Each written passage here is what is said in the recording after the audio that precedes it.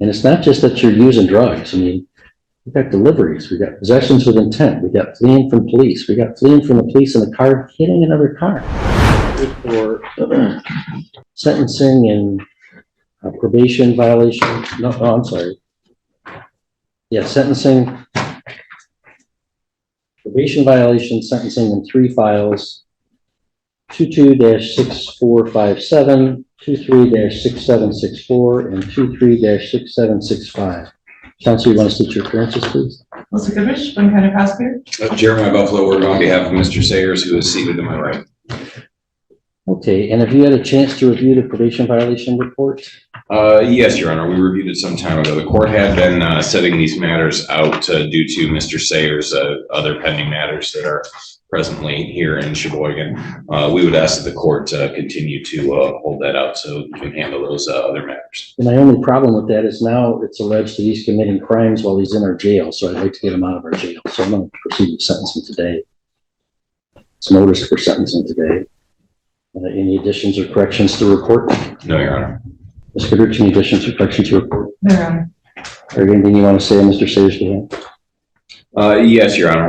Mr. Sayers is a victim of addiction, Your Honor, and addiction rears its head in many ways, and it has got a hold of Mr. Sayers.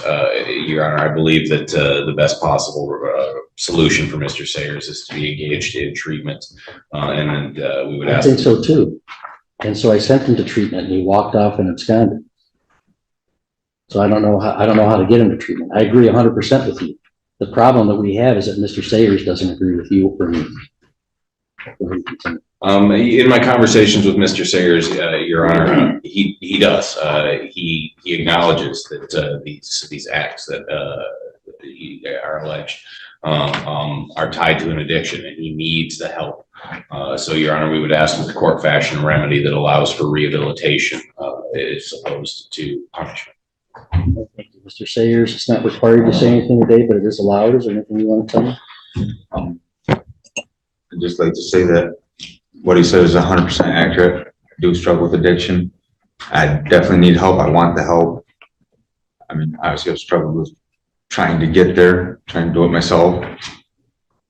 But I have 2 kids that definitely need me, family that needs me.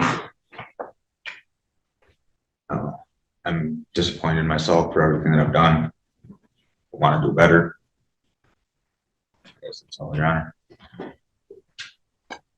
Ms. Goodrich, recommendations from the people? Oh, yes, Your Honor. The defendant is 26 years old. He had 2 prior felonies and 6 prior misdemeanors before these cases. He was given a second chance by entering to recovery court, despite numerous warnings about taking it seriously and being ready for the program. Mr. Sayers has repeatedly said one thing and done another. He had made little to no effort during his time in recovery court, actually incurred another case upon release from jail to start recovery court, and now I received a warrant request today for conduct while in jail, waiting the sentence and having the other felony court case pending. So I ask the court to follow the recommendations. Thank you. Thank you, Mr. Sayers. Please stand for the court sentence. All right, so we're here for sentencing on probation violation in file 6457. You were on probation for resisting obstructing police by fleeing on foot from the police during a traffic stop. It's maximum 2 years. The judge isn't just frustrated anymore, he's had enough. The court already gave extra time before, but now the defendant is accused of committing new crimes while locked up. That's when the judge draws the line. No more waiting, no more second chances. Sentencing will happen today. In court, this is a serious red flag. 6765. You're on probation for fleeing, eluding third degree, habitual second, 7.5-year maximum. In that case, you fled in a car during a traffic stop, striking a police vehicle. Both high-risk behaviors. In file 6764, you're on probation for delivery of methamphetamine, drug double, maximum 40 years. Possession with intent to deliver methamphetamine, drug double, maximum 40 years. Possession with intent to deliver cocaine, drug double, maximum 40 years. I mean, I've given you so many warnings, and we placed you in the recovery court program despite some of this high-risk behavior. You had multiple violations. We sent you to treatment, and you left treatment and then absconded supervision and had to get arrested. That's not even taking into account that it's alleged that you committed more than one felony while all that was going on, or while all this case has been going on. Even laying that aside, you've been just out of control, and we have tried to give you every treatment tool in our toolbox. You know, so now I got to reach for the other tools. You know. This is one of the most emotional moments in the hearing. The defendant admits he has an addiction. He talks about his children and asks for help. But there's a big issue. The court has already sent him to treatment before. More than once. In court, saying the right things isn't enough. What matters is what you actually do. And the judge remembers how the last chance ended. What your attorney's saying is a great pitch at the initial sentencing, and I bought it, and I put you in recovery court. And you and I have had several conversations, you and Mr. Fagan, you and Nicole. And I don't know why it just isn't sinking in. And it's not just that you're using drugs. I mean, we've got deliveries, we've got possessions with intent, we've got fleeing from police, we got fleeing from the police in the car, hitting another car. They're high-risk behaviors. It places people in danger. Not just you, it places other people in danger as well. So, taking all those things into account, in file 6457, I'm going to, that's an advisory guideline range of 0 to 11 months. I'm going to revoke your probation and sentence you to, let's see, you have another 85 days credit, I think, because we've been adjourning this. So I'm going to order that you serve 284 days jail, give you credit for 284 days previously served. Any fines and costs that were previously assessed remain due and owing in the amount of any unpaid balance. That's 6457. In file 6765, that's the fleeing and eluding, third degree habitual second. The advisory guideline range is 10 to 28 months.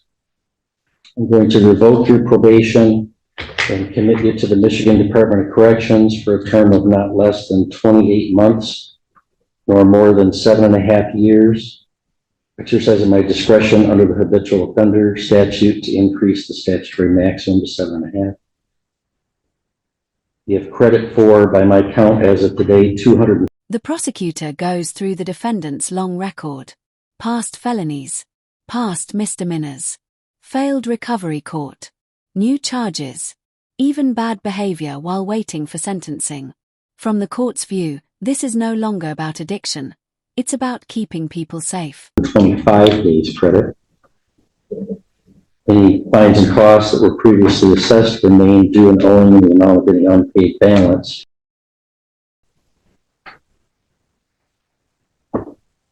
And that is a sentence within the advisory guidelines.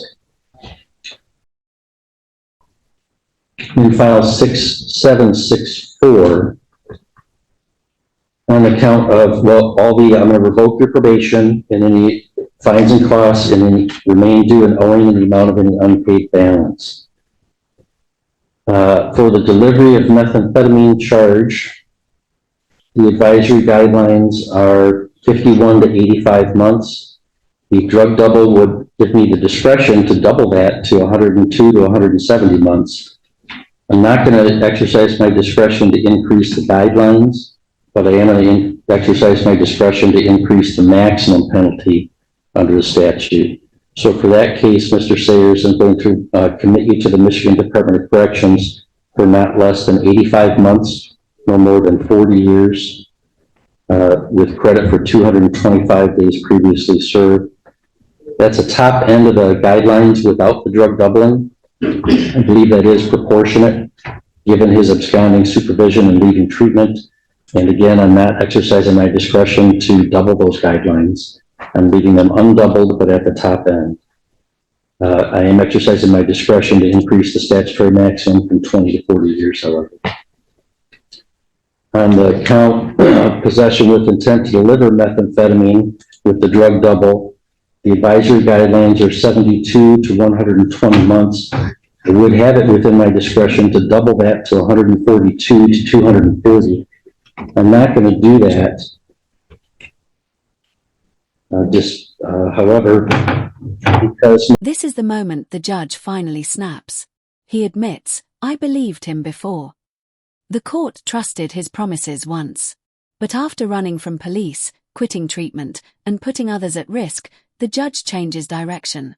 Rehab is off the table. Punishment takes over. Once this switch happens, it rarely goes back. Mr. Sayers walked off of treatment and absconded treatment court supervision while all of this was going on, I'm going to sentence him to the upper end of the undoubled guidelines and commit you to the Michigan Department of Corrections for not less than 10 years or more than 40 years. Credit for 225 days previously served, increasing the statutory maximum by the drug double statute. And on the possession with intent to deliver cocaine, drug double 40-year maximum, advisory guidelines 10 to 23 months. I'm going to not double the guidelines within my discretion, but sentence you again at the upper end of those guidelines at 23 months to 40 years. Credit for 225 days previously served. Exercising my discretion to increase the statutory maximum, however, not increase the guidelines. And again, top end of the guidelines is certainly. Now the sentence gets serious. The judge isn't punishing addiction, he's punishing reckless, dangerous actions. And this is when the final numbers are announced. Proportionate in this case. All right, and Mr. Sayers, you have the right to file, you are able to file an application for leave to appeal if you wish on any of these cases. If you want a lawyer, I give you one, but you have to ask me within 42 days.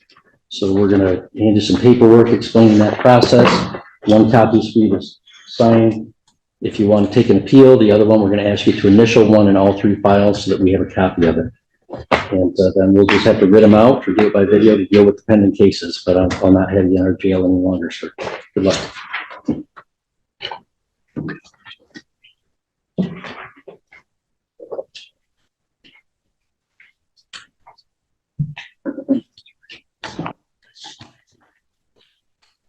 All those sentences will be concurrent to each other, which I think is required by law on those files, but they're all concurrent to each other, all accounts, all files. This case shows what happens when all chances are used up. The court offered treatment. The court offered recovery. The court showed patience. But when someone keeps endangering others, judges turn to their strongest option, prison. White down pointing backhand index, what do you think? Was the judge fair or too harsh? Thumbs up sign, like the video. Speech balloon, share your thoughts. Bell subscribe for more real courtroom moments like this.